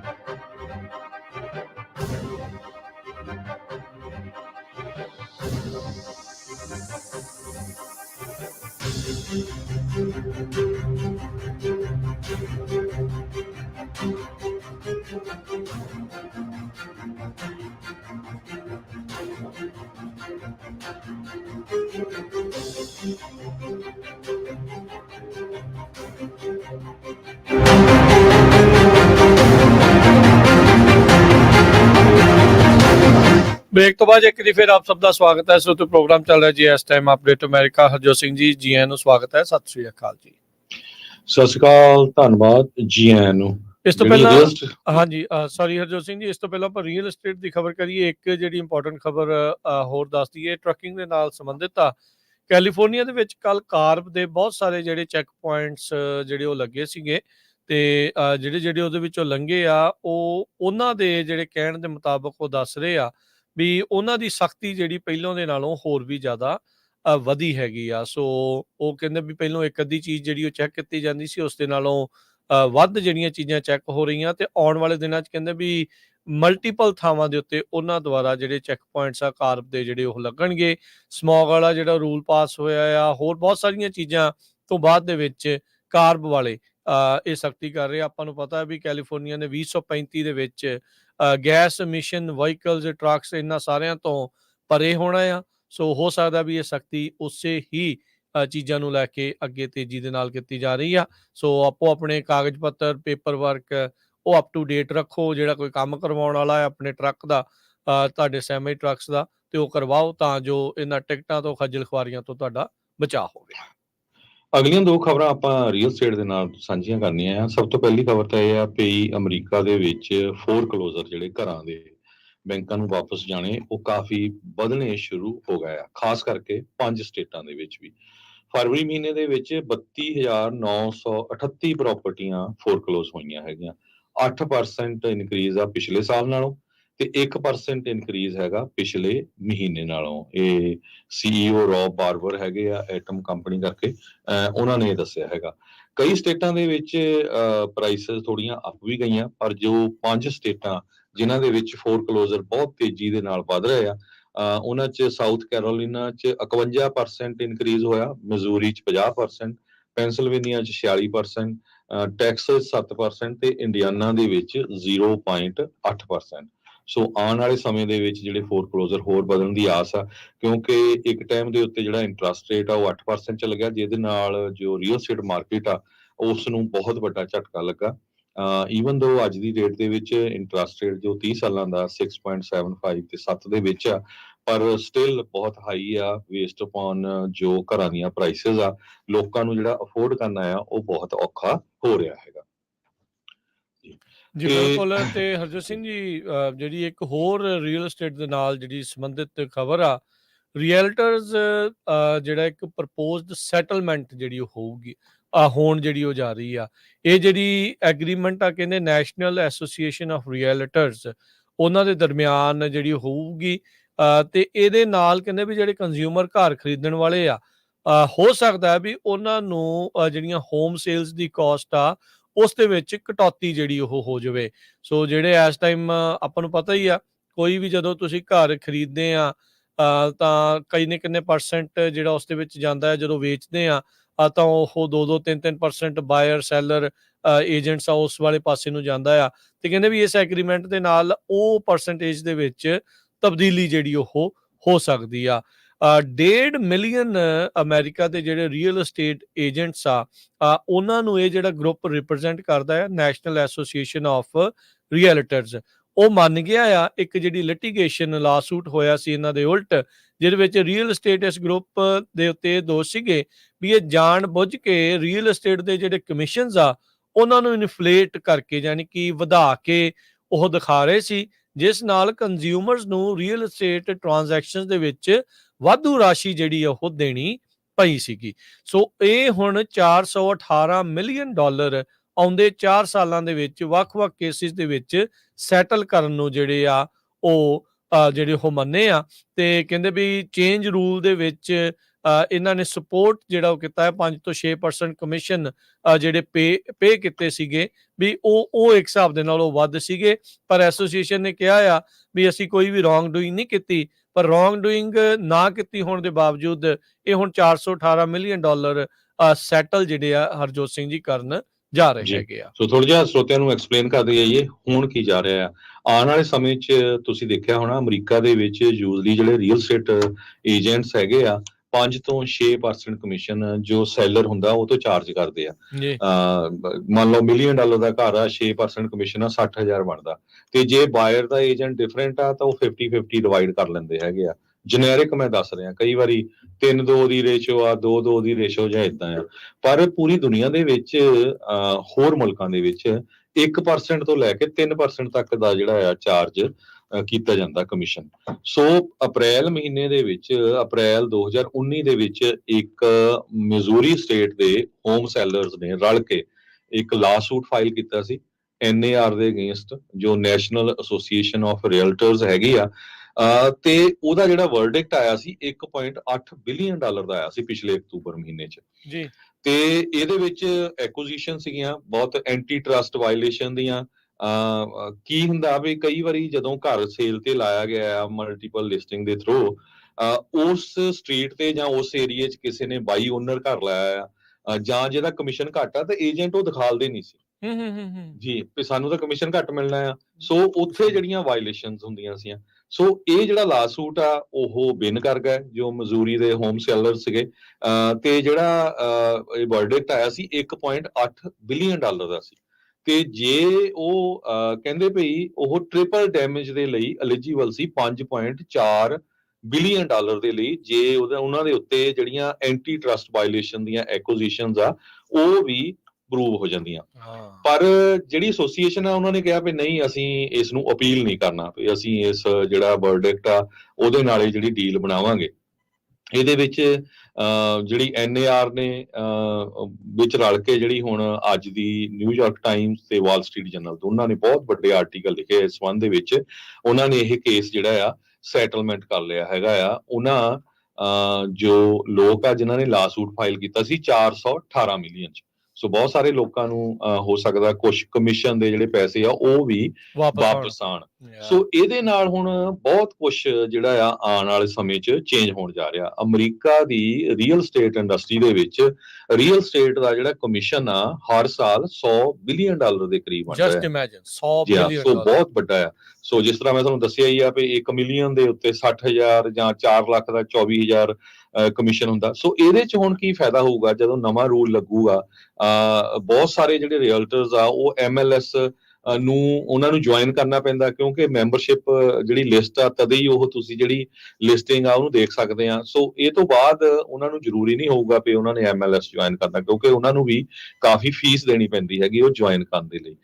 ਪਲੱਸ ਜਿਹੜਾ ਕਮਿਸ਼ਨ ਆ ਉਹ ਹੁਣ ਘਟ ਜਾਊਗਾ। ਪਲੱਸ ਜਿਹੜੇ ਕੰਟਰੈਕਟ ਆ ਉਹਨਾਂ ਤੇ ਵੀ ਕਲੀਅਰਲੀ ਲਿਖਣਾ ਪਊਗਾ ਵੀ ਕਿੰਨਾ ਕਮਿਸ਼ਨ ਆ। ਤੁਸੀਂ ਜਦੋਂ ਘਰ ਖਰੀਦਦੇ ਆ ਬਹੁਤ ਵਾਰ ਤੁਸੀਂ ਦੇਖਦੇ ਹੋਣੇ ਆ ਵੀ ਜੀ ਜਿਹੜਾ ਕੰਟਰੈਕਟ ਆ ਉਹਦੇ ਉੱਤੇ ਨਹੀਂ ਲਿਖਿਆ ਹੁੰਦਾ ਵੀ ਕਿੰਨਾ ਕਮਿਸ਼ਨ ਜਿਹੜਾ ਆ ਉਹ ਬਾਇਰ ਏਜੰਟ ਨੂੰ ਜਾਣਾ ਜਾਂ ਸੈਲਰ ਏਜੰਟ ਨੂੰ ਜਾਣਾ ਹੈਗਾ। ਸੋ ਜੇ ਕਹਿੰਦੇ ਵੀ ਉਹ 3% ਤੱਕ ਵੀ ਘਟ ਕੇ ਆ ਜਾਂਦਾ 6 ਤੋਂ, ਜਿਸ ਤਰ੍ਹਾਂ ਮੈਂ ਦੱਸਿਆ ਕਿ ਬਾਕੀ ਮੁਲਕਾਂ ਦੇ ਵਿੱਚ 1 ਤੋਂ 3% ਆ, ਤੇ ਉਹਦਾ ਅਸਰ ਸੈਲਰ ਨੂੰ ਵੀ ਉਹਨੂੰ ਪੈਸੇ ਬਚੂਗੇ, ਤੇ ਜਿਹੜਾ ਬਾਇਰ ਆ ਉਹਦੇ ਲਈ ਵੀ ਬਹੁਤ ਵਧੀਆ ਮੌਕਾ ਹੈ ਵੀ ਹੋਪਫੁਲੀ ਕਹਿੰਦੇ ਵੀ ਘਰਾਂ ਦੀਆਂ ਪ੍ਰਾਈਸਾਂ ਥੋੜੀਆਂ ਡਾਊਨ ਜਾਣ। ਤੇ ਜੇ ਹੁਣ 60,000 ਦੀ ਜਗ੍ਹਾ 30,000 ਕਮਿਸ਼ਨ ਜਾਣਾ, ਮੇਬੀ ਜਿਹੜਾ ਸੈਲਰ ਆ ਉਹ ਘਰ ਦੀ ਪ੍ਰਾਈਸ ਘਟਾ ਵੀ ਦਵੇ ਤਾਂ ਉਹਨੂੰ ਇੱਕ ਮੌਕਾ ਵੀ ਹੋਊਗਾ ਵੀ ਚੱਲ ਜਾ ਮੈਂ ਵੇਚਣਾ। ਕਈ ਵਾਰੀ ਬੰਦਾ ਦੇਖਦਾ ਵੀ ਜ਼ਿਆਦਾ ਘਾਟਾ ਨਾ ਪੈ ਜਾਵੇ ਤਾਂ ਉਹਨੂੰ ਉਹ ਦੇਖਦੇ ਹੋਏ ਬੰਦਾ ਫੈਸਲਾ ਇਦਾਂ ਦਾ ਲੈ ਜਾਂਦਾ ਚੱਲ ਘੱਟ ਲੱਗਣਗੇ ਤਾਂ ਕੰਮ ਜਿਹੜਾ ਆ ਉਹ ਅੱਗੇ ਨੂੰ ਖਿੱਚਿਆ ਜਿਹੜਾ ਉਹ ਜਾ ਸਕਦਾ। ਸੋ ਓਵਰਆਲ ਜੇ ਦੇਖਿਆ ਜਾਵੇ ਤਾਂ ਕਮਿਸ਼ਨ ਘਟਣ ਦੇ ਨਾਲ ਕੰਜ਼ਿਊਮਰ ਨੂੰ ਤਾਂ ਫਾਇਦਾ ਆ। ਕੀ ਹਰਜੋਤ ਸਿੰਘ ਜੀ ਇਹਦੇ ਨਾਲ ਤੁਸੀਂ ਇਹ ਵੀ ਸੋਚਦੇ ਆ, ਦੇਖਦੇ ਆ ਵੀ ਜਿਹੜੇ ਬਹੁਤ ਜ਼ਿਆਦਾ ਰੀਅਲ estate ਏਜੰਟ, ਜਿੱਦਾਂ 1.5 million real estate agent America 'ਚ ਦੱਸਿਆ ਜਾਂਦਾ ਕਮਿਸ਼ਨ ਦੇ ਸਿਰ ਤੇ ਹੀ ਆਬਵੀਅਸਲੀ ਉਹਨਾਂ ਦਾ ਕੰਮ ਜਿਹੜਾ ਉਹ ਚੱਲ ਰਿਹਾ ਆ, ਕੀ ਉਹਨਾਂ ਦੇ ਕਮਿਸ਼ਨ ਤੇ ਵੀ ਅਸਰ ਪਊਗਾ। ਉਹਨਾਂ ਦੇ ਕਮਿਸ਼ਨ ਦੇ ਉਹ ਘਟਣਗੇ ਵੀ, ਕਈ ਜਣੇ ਆਊਟ ਵੀ ਹੋਣਗੇ ਮਾਰਕੀਟ 'ਚੋਂ। ਬਿਲਕੁਲ ਹੋਊਗੇ, ਜਾਂ ਉਹਨਾਂ ਦਾ ਕਮਿਸ਼ਨ ਘਟੂਗਾ ਉਹਨਾਂ ਦਾ, ਕਿਉਂਕਿ ਇਹ ਇੱਕ ਬਹੁਤ ਵੱਡਾ ਵਰਡਿਕਟ ਆ। National association of realtors America ਦੀ ਬਹੁਤ ਵੱਡੀ ਆਰਗੇਨਾਈਜੇਸ਼ਨ ਆ, ਜਿਹਦੇ ਜਿਸ ਤਰ੍ਹਾਂ ਤੁਸੀਂ ਦੱਸਿਆ ਵੀ 1.3 ਮਿਲੀਅਨ ਮੈਂਬਰ ਆ, 13 ਲੱਖ ਦੇ ਕਰੀਬ, ਤੇ ਉਹਨਾਂ ਦੇ ਕੋਲ $1 ਬਿਲੀਅਨ ਦੇ ਐਸੈਟਸ ਆ। ਤੇ ਉਹ ਇੰਨੇ ਪਾਵਰਫੁਲ ਆ ਵੀ ਉਹਨਾਂ ਦਾ ਜਿਹੜੇ ਹਰ ਕੋਈ ਕੈਂਡੀਡੇਟ ਹੁੰਦਾ ਆ ਉਹਨਾਂ ਨੂੰ ਉਹ ਪੈਸੇ ਦਿੰਦੇ ਹੈਗੇ ਆ। ਪੋਲੀਟੀਕਲ ਸਪੈਕਟਰਮ ਬੜਾ ਤਕੜਾ ਹੈਗਾ NAR ਦਾ, ਨੈਸ਼ਨਲ ਐਸੋਸੀਏਸ਼ਨ ਆਫ ਰੀਅਲਟਰਸ ਦਾ। ਤੇ ਲੋਕ ਸੋਚਦੇ ਸੀ ਇਹ ਅਨਟੱਚੇਬਲ ਆ, ਇਹਨਾਂ ਨੂੰ ਕੋਈ ਟੱਚ ਨਹੀਂ ਕਰ ਸਕਦਾ, ਕਿਉਂਕਿ ਇਹਨਾਂ ਦੀ ਮੈਂਬਰਸ਼ਿਪ ਇੰਨੀ ਸਟਰੋਂਗ ਆ। ਉੱਪਰੋਂ ਜਿਹੜੇ ਪੈਸੇ ਇੰਨੇ ਜ਼ਿਆਦਾ ਦਿੰਦੇ ਆ ਹਰ ਇੱਕ ਪਾਰਟੀ ਦੇ ਮੈਂਬਰ ਨੂੰ ਇਲੈਕਸ਼ਨ ਦੇ ਲਈ। ਪਰ ਇਸ ਲਾ ਸੂਟ ਨੇ ਸਾਰਾ ਜਿਹੜਾ ਆ ਉਹ ਅਪਸਾਈਡ ਡਾਊਨ ਕਰ ਦਿੱਤਾ ਹੈਗਾ। ਸੋ ਆਉਣ ਵਾਲੇ ਸਮੇਂ ਦੇ ਵਿੱਚ ਬਹੁਤ ਕੁਝ ਚੇਂਜ ਹੋਣ ਜਾ ਰਿਹਾ। ਇਹ ਨੈਸ਼ਨਲ ਐਸੋਸੀਏਸ਼ਨ ਆਫ ਰੀਅਲਟਰਸ ਨੇ ਤੇ ਕੁਝ ਹੋਰ ਨੇ ਇਹ ਜਿਹੜਾ ਐਗਰੀਮੈਂਟ ਕਰ ਲਿਆ। ਹਾਲਾਂਕਿ ਵਾਰਨ ਬਫੇ ਦੀ ਜਿਹੜੀ ਵਰਕਸ਼ਾਇਰ ਹਾਥਵੇਜ਼ ਰੀਅਲ ਏਸਟੇਟ ਕੰਪਨੀ ਆ, ਉਹ ਇਸ ਐਗਰੀਮੈਂਟ ਦੇ ਵਿੱਚ ਇਸ ਟਾਈਮ ਦੇ ਉੱਤੇ ਨਹੀਂ ਆਈ ਹੈਗੀ। ਪਿਛਲੇ ਦਿਨਾਂ ਦੇ ਵਿੱਚ ਨੈਸ਼ਨਲ ਐਸੋਸੀਏਸ਼ਨ ਆਫ ਰੀਅਲਟਰ ਦਾ ਜਿਹੜਾ ਪ੍ਰੈਜ਼ੀਡੈਂਟ ਸੀ ਉਹ ਰਿਜ਼ਾਈਨ ਵੀ ਕਰ ਗਿਆ ਸੀ। ਹੁਣ ਜਿਹੜੇ ਨਵੇਂ ਪ੍ਰੈਜ਼ੀਡੈਂਟ ਉਹਨਾਂ ਦੇ ਆਏ ਆ, ਟ੍ਰੇਸੀ ਕੈਸਪਰ, ਉਹਨਾਂ ਨੇ ਇਹ ਕਿਹਾ ਵੀ ਅਸੀਂ ਆਪਣੀ ਆਰਗੇਨਾਈਜੇਸ਼ਨ ਨੂੰ ਟੋਟਲੀ ਰੀਸ਼ੇਪ ਕਰਨ ਜਾ ਰਹੇ ਹੈਗੇ ਆ। ਸੋ ਕਾਫੀ ਵੱਡਾ ਜਿਹੜਾ ਅਸਰ ਆ ਅਮਰੀਕਾ ਦੇ ਵਿੱਚ ਰੀਅਲ ਸਟੇਟ ਇੰਡਸਟਰੀ ਦੇ ਉੱਤੇ ਪੈਣ ਜਾ ਰਿਹਾ ਹੈਗਾ। ਮਾਈਕਲ ਕੈਚਮਾਰਕ ਜੋ ਕੈਂਸਸ ਸਿਟੀ ਦੇ ਲਾਇਰ ਆ, ਜਿਨ੍ਹਾਂ ਨੇ ਇਸ ਲਾ ਸੂਟ ਨੂੰ ਜਿਹੜਾ ਪ੍ਰੈਜ਼ੈਂਟ ਕੀਤਾ ਸੀ, ਉਹ ਉਸ ਲਾ ਸੂਟ ਦੇ ਲਾਇਰ ਸੀਗੇ। ਉਹ ਕਹਿੰਦੇ ਪਈ ਹੁਣ ਰੀਅਲ ਸਟੇਟ ਇੰਡਸਟਰੀ ਦੇ ਵਿੱਚ the reset button on the sale of homes was hit today. ਇਹ ਉਹਨਾਂ ਨੇ ਅੱਜ ਜਿਹੜੀ ਸਟੇਟਮੈਂਟ ਆ ਉਹ ਨਿਊਯਾਰਕ ਟਾਈਮਜ਼ ਨੂੰ ਦਿੱਤੀ ਹੈਗੀ ਆ। ਉਹ ਕਹਿੰਦੇ ਕੋਈ ਵੀ ਬੰਦਾ ਜਿਹੜਾ ਘਰ ਓਨ ਕਰਦਾ ਆ ਜਾਂ ਸੁਪਨਾ ਲੈਂਦਾ ਆ ਵੀ ਮੇਰਾ ਘਰ ਇੱਕ ਦਿਨ ਹੋਵੇ, ਉਸ ਨੂੰ ਇਸ ਸੈਟਲਮੈਂਟ ਤੋਂ ਕਾਫੀ ਜ਼ਿਆਦਾ ਜਿਹੜਾ ਬੈਨੀਫਿਟ ਆ ਉਹ ਹੋਊਗਾ। 2008 ਦੇ ਫਾਈਨੈਂਸ਼ੀਅਲ ਕ੍ਰਾਈਸਿਸ ਦੇ ਵਿੱਚ ਸਭ ਨੂੰ ਪਤਾ ਹੈ ਵੀ ਕੀ ਹੋਇਆ ਸੀ। ਘਰਾਂ ਦੇ ਪ੍ਰਾਈਸਿਸ ਜਦੋਂ ਇਹ ਅੱਖਾਂ ਬੰਦ ਕਰਕੇ ਹਰ ਇੱਕ ਨੂੰ ਲੋਨ ਜਿਹੜੇ ਉਹ ਦੇਈ ਜਾ ਰਹੇ ਸੀਗੇ, ਬਹੁਤ ਸਾਰੇ ਬੈਡ ਲੋਨ ਜਿਹੜੇ ਉਹ ਨਿਕਲੇ, ਜਿਸ ਦੇ ਵਿੱਚ ਮੁੱਖ ਜ਼ਿੰਮੇਵਾਰ ਧਿਰ ਇੱਕ ਹਿਸਾਬ ਦੇ ਨਾਲ ਬੈਂਕ ਸੀਗੇ। ਵੈਲਸ ਫਾਰਗੋ ਵਾਲੇ ਉਹ ਮੁੱਖ ਸੀਗੇ। ਇਹਦੇ ਨਾਲ ਚਲੋ ਹੋਪਫੁਲੀ ਇਦਾਂ ਦੀ ਕੋਈ ਚੀਜ਼ ਤਾਂ ਨਾ ਹੋਊਗੀ, ਪਰ ਮੌਰਗੇਜ ਇੰਡਸਟਰੀ ਦੇ ਵਿੱਚ ਰੀਸੈਟ ਜਿੱਦਾਂ ਤੁਸੀਂ ਦੱਸਿਆ ਵੀ ਉਹ ਚੀਜ਼ ਹੋਊਗੀ। ਪ੍ਰਾਈਸਿਸ ਜਿਹੜੇ ਕਿਤੇ ਨਾ ਕਿਤੇ ਲੋੜੋਂ ਵੱਧ ਲੋਕਾਂ ਨੂੰ ਜਿਹੜਾ ਮਹਿਸੂਸ ਹੋ ਰਿਹਾ ਆ ਵੀ ਉਹ ਹੈਗੇ ਆ, ਕੀ ਉਹ ਥੱਲੇ ਨੂੰ ਆਉਣਗੇ, ਇਹ ਵੇਖਣ ਵਾਲੀ ਗੱਲ ਆ। ਪਰ ਹੁਣ ਜਿਨ੍ਹਾਂ ਹਰਜੋਤ ਸਿੰਘ ਜੀ ਜਿਨ੍ਹਾਂ ਨੇ ਰੀਸੈਂਟਲੀ ਘਰ ਲਏ ਹੋਣਗੇ, ਉਹਨਾਂ ਦੇ ਘਰ ਦੇ ਪ੍ਰਾਈਸ ਉਹਨਾਂ ਨੇ ਮਹਿੰਗੇ ਖਰੀਦੇ ਆ ਜਾਂ ਉਹਨਾਂ ਨੇ ਇੰਟਰਸਟ ਰੇਟ ਵੱਧ ਦੇ ਉੱਤੇ ਜਿਹੜੇ ਉਹ ਖਰੀਦ ਲਏ ਆ, ਉਹਨਾਂ ਦੇ ਲਈ ਇਹ ਖਬਰ ਦੇ ਕੀ ਮਾਇਨੇ ਹੋਣਗੇ, ਉਹਨਾਂ ਨੂੰ ਕੀ ਇਸ ਦੇ ਵਿੱਚੋਂ ਲੱਭੂਗਾ? ਹੋ ਸਕਦਾ ਹੈ ਸੈਟਲਮੈਂਟ 'ਚ ਉਹਨਾਂ ਨੂੰ ਕੁਝ ਮਿਲੇ, ਪਰ ਫਿਊਚਰ ਦੇ ਵਿੱਚ ਆਉਣ ਦੇ ਲਈ ਇਹਦਾ ਅਸਰ ਕਿੰਨਾ ਕੁ ਆਏ, ਮੈਂ ਜੇ ਤੁਹਾਨੂੰ ਦੱਸਦਾ ਜਾਵਾਂ ਤੁਸੀਂ ਬਹੁਤ ਹੈਰਾਨ ਹੋ ਜਾਓਗੇ। ਜ਼ੀਲੋ ਜਿਹੜਾ ਵੈਬਸਾਈਟ ਆ, ਮੋਸਟਲੀ ਜਦੋਂ ਵੀ ਤੁਸੀਂ ਘਰ ਕੋਈ ਦੇਖਣਾ ਸੇਲ ਤੇ ਲੱਗਾ, ਤੁਸੀਂ ਜਾਂਦੇ ਆ zillow.com ਤੇ ਜਾਂਦੇ ਆ, ਉੱਥੇ ਜਿੰਨੇ ਵੀ ਘਰ ਤੁਹਾਡੇ ਏਰੀਏ 'ਚ ਜਿੱਥੇ ਵੀ ਤੁਸੀਂ ਦੇਖਣਾ ਚਾਹੁੰਦੇ ਆ ਉਹ ਲੱਗੇ ਹੁੰਦੇ ਆ। ਅੱਜ ਜ਼ੀਲੋ ਕੰਪਨੀ ਦੇ ਇਸ ਵਰਡਿਕਟ ਨੂੰ ਸੈਟਲ ਹੋਣ ਤੋਂ ਬਾਅਦ 13.36% ਸਟਾਕ ਡਾਊਨ ਚਲ ਗਏ ਆ, ਕਿਉਂਕਿ ਇਹਨਾਂ ਦੇ ਵੀ ਬਹੁਤ ਚਾਰजेस ਲੱਗਦੇ ਸੀ। ਵੀ ਕਈ ਵਾਰੀ ਕੀ ਹੁੰਦਾ ਵੀ ਇਹ ਜਿਹੜਾ ਘਰ ਦਿਖਾਲਣਾ ਨਹੀਂ ਚਾਹੁੰਦੇ ਹੈਗੇ, ਵੀ ਅਸੀਂ ਇਹਨੂੰ ਨਹੀਂ ਦਿਖਾਣਾ, ਦਿਖਾਦੇ ਨਹੀਂ। ਜਿੱਦਾਂ ਕਈ ਵਾਰੀ ਕੀ ਹੁੰਦਾ ਨਾ, ਗੂਗਲ ਤੇ ਜਦੋਂ ਮੈਪ ਪਾਉਂਦੇ ਆ ਆਪਾਂ, ਕਈ ਸਟਰੀਟ ਇਦਾਂ ਦੀਆਂ ਹੁੰਦੀਆਂ ਜਿਹੜੀਆਂ ਸ਼ਾਰਟਕਟ ਆ ਤੁਸੀਂ ਜਾਣਾ ਚਾਹੁੰਦੇ ਆ, ਪਰ ਉਹ ਗੂਗਲ ਤੇ ਸ਼ੋ ਨਹੀਂ ਹੁੰਦੀਆਂ ਮੈਪ ਤੇ। ਕਾਰਨ ਕੀ ਆ ਵੀ ਉੱਥੇ ਕੋਈ ਬਿਜ਼ਨਸ ਨਹੀਂ ਹੈਗਾ, ਕੋਈ ਉੱਥੇ ਗੈਸ ਸਟੇਸ਼ਨ ਨਹੀਂ, ਕੋਈ ਉੱਥੇ ਕਾਫੀ ਸ਼ਾਪ ਨਹੀਂ, ਤੇ ਉਹਨਾਂ ਨੂੰ ਉੱਥੋਂ ਐਡ ਨਹੀਂ ਆ ਰਹੀ ਹੈਗੀ, ਹੈ ਨਾ। ਤੁਸੀਂ ਨੋਟ ਕਰਕੇ ਦੇਖੋ, ਬਹੁਤ ਵਾਰ ਇਦਾਂ ਹੁੰਦਾ ਹੈਗਾ। ਸੋ ਜ਼ੀਲੋ ਕੰਪਨੀ ਅੱਜ ਬਹੁਤ ਜ਼ਿਆਦਾ ਹਿੱਟ ਹੋਈ ਆ। ਉਹਨਾਂ ਦਾ ਜਿਹੜਾ ਸਟਾਕ ਆ 13.16% ਆਲਰੇਡੀ ਡਾਊਨ ਜਾ ਚੁੱਕਾ ਆ। ਸੋ ਆਉਣ ਵਾਲੇ ਸਮੇਂ ਦੇ ਵਿੱਚ ਰੀਅਲ ਸਟੇਟ ਇੰਡਸਟਰੀ ਦੇ ਉੱਤੇ 100 ਸਾਲ ਬਾਅਦ ਇਹ ਇੱਕ ਬਹੁਤ ਵੱਡਾ ਜਿਹੜਾ ਆ ਕਮਿਸ਼ਨ 'ਚ ਚੇਂਜ ਆ। ਜੀ ਹਾਂ। ਸੋ ਇੱਕ ਸੁਖਵੀਰ ਸਿੰਘ ਹੁਣੀ ਪੁੱਛਦੇ ਆ ਵੀ which month agent commission will effect. So hopefully ਅੱਜ ਉਹਨਾਂ ਨੇ ਸੈਟਲਮੈਂਟ ਕੀਤੀ ਆ, ਕੱਲ ਲੱਗਦਾ ਆਉਣ ਵਾਲੇ ਸਮੇਂ 'ਚ ਛੇਤੀ ਇਹ ਚੇਂਜਸ ਹੋਊਗੀਆਂ। ਬਹੁਤ ਸਾਰੇ ਲੋਕ ਆਣਗੇ, ਬਹੁਤ ਸਾਰੇ ਲੋਕਾਂ ਨੇ ਕਮਿਸ਼ਨ ਘਟਾਉਣਾ ਸ਼ੁਰੂ ਕਰ ਦੇਣਾ ਨੈਚੁਰਲੀ, ਜੇ ਉਹਨਾਂ ਨੇ ਬਿਜ਼ਨਸ ਲੈਣਾ ਹੈਗਾ। ਤੇ ਆਪਾਂ ਜ਼ਰੂਰ ਤੁਹਾਡੇ ਨਾਲ ਇਹ ਸਾਂਝੀ ਕਰਦੇ ਰਹਾਂਗੇ। ਪਰ ਇਹ ਅੱਜ ਦੀ ਬਹੁਤ ਵੱਡੀ ਜਿਹੜੀ ਨਿਊਜ਼ ਸੀ, ਮੈਨੂੰ ਪਤਾ ਤਾਂ 5-6 ਮਹੀਨਿਆਂ ਤੋਂ ਜਦੋਂ ਤੋਂ ਲਾਸੂਟ ਹੋਇਆ, ਪਰ ਆਪਾਂ ਨੂੰ ਇਹ ਸੀ ਵੀ ਜਿਸ ਟਾਈਮ ਦੇ ਉੱਤੇ ਸੈਟਲਮੈਂਟ ਹੁੰਦੀ ਆ ਫਿਰ ਹੀ ਆਪਾਂ ਤੁਹਾਡੇ ਨਾਲ ਸ਼ੇਅਰ ਕਰਾਂਗੇ। ਸੋ ਅੱਜ ਜਿੰਨੇ ਵੀ ਮੇਜਰ ਨਿਊਜ਼ ਪੇਪਰ ਆਊਟਲੈਟਸ ਹੈਗੇ ਆ, Wall Street Journal, Bloomberg, New York time, ਉਹਨਾਂ ਨੇ ਇਹ ਬਹੁਤ ਵੱਡੀ ਜਿਹੜੀ ਸਟੋਰੀ ਆ ਇਹਦੇ ਸੰਬੰਧ ਦੇ ਵਿੱਚ ਜਾਰੀ ਕੀਤੀ ਹੈਗੀ। ਕਮਿਸ਼ਨ ਦਾ ਰੌਲਾ ਹਰਜੋਤ ਸਿੰਘ ਜੀ 1930 ਦੇ ਵਿੱਚ ਪਿਆ ਸੀ, ਰੋਜ਼ਵੈਲਟ ਦੇ ਟਾਈਮ ਦੇ ਉੱਤੇ। ਗ੍ਰੇਟ ਡਿਪਰੈਸ਼ਨ ਤੋਂ ਬਾਅਦ ਜਿਹੜੀ ਇਕਨੋਮਿਕ ਰਿਕਵਰੀ ਦਾ ਜਿਹੜਾ ਚੱਲਿਆ ਸੀ ਵੀ ਮੁਲਕ ਨੂੰ ਅਸੀਂ ਦੁਬਾਰਾ ਰੀਬਿਲਡ ਕਰਨਾ ਹੈ, ਮੁੜ ਕੇ ਜਿਹੜਾ ਇਹ ਬਣਾਉਣਾ ਆ। ਬੈਟਰ ਹਾਊਸਿੰਗ ਪ੍ਰੋਗਰਾਮ ਜਿਹੜਾ ਹੋਇਆ, ਉਸ ਦੇ ਵਿੱਚੋਂ ਜਿਹੜੀ ਫੈਡਰਲ ਹਾਊਸਿੰਗ ਐਡਮਿਨਿਸਟ੍ਰੇਸ਼ਨ ਜਿਹੜੀ ਉਹ ਨਿਕਲੀ ਸੀਗੀ। ਸੋ ਉਦੋਂ ਕਮਿਸ਼ਨ ਦਾ ਚੇਂਜ ਤਕਰੀਬਨ ਉਹੀ ਹੁਣ 2024 ਆ, 100 ਸਾਲ ਬਾਅਦ ਤਕਰੀਬਨ ਇਹ ਹੁਣ ਹੋਣ ਜਾ ਰਿਹਾ ਆ। ਤੇ ਜਿਹੜੇ ਪੁੱਛਦੇ ਆ ਵੀ ਇਕੱਲੇ ਕੈਲੀਫੋਰਨੀਆ, ਪੂਰੇ USA ਦੇ ਵਿੱਚ ਆ ਇਹ ਜਿਹੜੇ ਕਮਿਸ਼ਨ ਦਾ। ਹਰਭਿੰਦਰ ਸਿੰਘ ਹੁਣੀ ਪੁੱਛਦੇ ਆ ਕਿ ਕੈਲੀਫੋਰਨੀਆ, ਨਹੀਂ ਪੂਰੇ ਜਿਹੜਾ ਲਾਸੂਟ ਆ ਉਹ ਵੀ ਮਜ਼ੂਰੀ 'ਚ ਹੋਇਆ ਸੀ, ਪਰ ਪੂਰੇ ਕੈਲੀਫੋਰਨੀਆ, ਪੂਰੇ ਅਮਰੀਕਾ 'ਚ ਹੋਊਗਾ, ਕਿਉਂਕਿ ਨੈਸ਼ਨਲ ਐਸੋਸੀਏਸ਼ਨ ਆਫ ਰੀਅਲਟਰਸ ਪੂਰੇ ਅਮਰੀਕਾ ਦੀ ਇਹ ਆਰਗੇਨਾਈਜੇਸ਼ਨ ਆ, ਉਹਦੇ ਥੱਲੇ ਬਹੁਤ ਸਾਰੀਆਂ ਜਿਹੜੀਆਂ ਸਬਸਿਡਰੀਜ਼ ਆ, ਜਿਹੜੀਆਂ ਲੋਕਲ ਮਲਟੀਪਲ ਲਿਸਟਿੰਗ ਸਰਵਿਸਿਜ਼ ਹੁੰਦੀਆਂ ਆ, ਉਹ ਕੰਮ ਕਰਦੀਆਂ ਹੈਗੀਆਂ। ਜੀ ਸੋ ਹੁਣ ਇਕਨੋਮਿਸਟ ਇਹ ਕਹਿੰਦੇ ਆ ਵੀ ਕਮਿਸ਼ਨ ਇੱਥੋਂ ਤੱਕ ਕਿ 30% ਤੱਕ ਵੀ ਜਿਹੜੇ ਓਵਰਆਲ ਜਿੰਨੇ ਤੁਸੀਂ ਦਿੰਦੇ ਸੀ, ਇਹ ਨਹੀਂ ਵੀ ਜਿੰਨੇ ਵੀ 1000 ਹੋਣਗੇ ਉਹਦੇ ਜਿਹੜੇ 30% ਘੱਟ ਓਵਰਆਲ ਆਊਗਾ ਤੇ ਉਹਦੇ ਨਾਲ ਘਰਾਂ ਦੇ ਪ੍ਰਾਈਸਿਸ ਥੱਲੇ ਆਉਣ ਦੀ ਸੰਭਾਵਨਾ ਜਿਹੜੀ ਉਹ ਹੈਗੀ ਆ। ਸੋ ਕੀ ਰੀਅਲਟਰ ਕੰਪਨਸੇਸ਼ਨ ਦੇ ਵਿੱਚ ਫ੍ਰੀ ਮਾਰਕੀਟ ਆਊਗੀ? ਇਹ ਹੁਣ ਵੱਡਾ ਸਵਾਲ ਆ। ਕੀ ਰੀਅਲਟਰਸ ਹੁਣ ਆਪਣੇ ਕਮਿਸ਼ਨ ਘਟਾਉਣਗੇ? ਕਿੱਦਾਂ ਆ ਵੀ ਉਹ ਹੁਣ ਇੱਕ ਦੂਜੇ ਦੇ ਨਾਲ ਉਹਨਾਂ ਦਾ ਇੱਕ ਹਿਸਾਬ ਦੇ ਨਾਲ ਕੰਪੀਟੀਸ਼ਨ ਹਰਜੋਤ ਸਿੰਘ ਜੀ ਜਿਹੜਾ ਉਹ ਵਧੂਗਾ ਵੀ ਕੌਣ ਘੱਟ ਕਮਿਸ਼ਨ ਦੇ ਉੱਤੇ ਕੰਮ ਕਰਕੇ ਜਿਹੜਾ ਉਹ ਰਾਜੀ ਆ? ਕੰਜ਼ਿਊਮਰ ਨੂੰ ਓਵਰਆਲ ਫਾਇਦਾ ਹੋ ਸਕਦਾ ਆ, ਪਰ ਜਿੱਦਾਂ ਇਹ ਵੀ ਆਪਾਂ ਦੱਸੀਏ ਵੀ ਇਹ ਕੰਜ਼ਿਊਮਰ ਇੰਨਾ ਵੀ ਜ਼ਿਆਦਾ ਖੁਸ਼ ਨਾ ਹੋਣ ਵੀ ਖੌਰੇ ਪਤਾ ਨਹੀਂ ਵਾਕਈ ਬਹੁਤ ਜ਼ਿਆਦਾ ਘਟ ਜਾਣਾ। ਜੇ NAR ਦੇ ਵਿੱਚ 13 ਲੱਖ 15 ਲੱਖ ਰੀਅਲਟਰਸ ਹੈਗੇ ਆ ਤੇ ਉਹ ਇੱਕ ਐਸੋਸੀਏਸ਼ਨ ਦੇ ਹਿਸਾਬ ਨਾਲ ਅੰਦਰ ਖਾਤੇ ਫਿਰ ਇੱਕ ਬੈਂਚਮਾਰਕ ਬਣਾ ਲੈਣਗੇ ਵੀ ਚਾਹੇ ਜੋ ਮਰਜ਼ੀ ਹੋ ਜੇ ਆਪਾਂ ਇਸ ਤੋਂ ਘੱਟ ਨਹੀਂ ਕਰਨਾ। ਸੋ ਇਹ ਉਹਨਾਂ ਦੇ ਹੱਥ ਵੱਸ ਹੈਗਾ ਆ ਵੀ ਉਹ ਆਪਣੇ ਪੱਧਰ ਦੇ ਉੱਤੇ ਰੀਅਲ ਏਸਟੇਟ ਦੇ ਕਮਿਸ਼ਨ ਨੂੰ ਕਿੱਥੇ ਕੁ ਜਿਹੜਾ ਉਹ ਰੱਖਣਾ। ਪਰ ਇਹਦੇ ਚ ਇਹ ਆ ਬਹੁਤ ਸਾਰੀਆਂ ਨਵੀਆਂ ਕੰਪਨੀਆਂ ਆਉਣਗੀਆਂ, ਆਨਲਾਈਨ ਕੰਪਨੀਆਂ ਆਉਣਗੀਆਂ, ਕਿਉਂਕਿ ਹੁਣ ਬਹੁਤ ਕੁਝ ਚੇਂਜ ਹੋਇਆ। ਕਿਸ ਟਾਈਮ ਤੇ ਜ਼ੀਲੋ, ਟਰੂਲੀਆ ਇਦਾਂ ਦੀਆਂ ਕੰਪਨੀਆਂ ਹੁੰਦੀਆਂ ਨਹੀਂ ਸੀ, ਲੋਕਾਂ ਨੂੰ ਪਤਾ ਹੀ ਨਹੀਂ ਹੁੰਦਾ ਸੀ ਵੀ ਕਿਹੜਾ ਘਰ ਸੇਲ ਤੇ ਆ, ਕਿਤੇ ਫੱਟਾ ਲੱਗਾ ਹੁੰਦਾ। ਈਵਨ ਅੱਜ ਕੱਲ ਵੀ ਤੁਸੀਂ ਦੇਖਿਆ ਹੋਣਾ ਬਹੁਤ ਸਾਰੇ ਜਿੱਥੇ ਹੌਟ ਮਾਰਕੀਟ ਆ, ਈਵਨ ਮੇਰਾ ਜਿਹੜਾ ਬੇ ਏਰੀਆ ਆ, ਹਜੇ ਵੀ ਕਈ ਵਾਰੀ ਜਿਹੜੇ ਰੀਅਲਟਰ ਆ ਉਹ ਘਰ ਉਹਨਾਂ ਨੂੰ ਲਿਸਟਿੰਗ ਮਿਲੀ ਹੁੰਦੀ ਆ ਤੇ ਉਹ ਲਾਉਂਦੇ ਨਹੀਂ ਲਿਸਟਿੰਗ ਤੇ, ਜਦੋਂ ਵਿਕ ਜਾਂਦਾ ਫਿਰ ਪੈਂਡਿੰਗ ਦਾ ਫੱਟਾ ਲਾ ਦਿੰਦੇ ਆ। ਹੈ ਤਾਂ ਉਹ ਵੀ ਜਿੱਦਾਂ ਰੌਂਗ ਹੈਗਾ ਆ ਜਾਂ ਉਹ ਐਥੀਕਲੀ।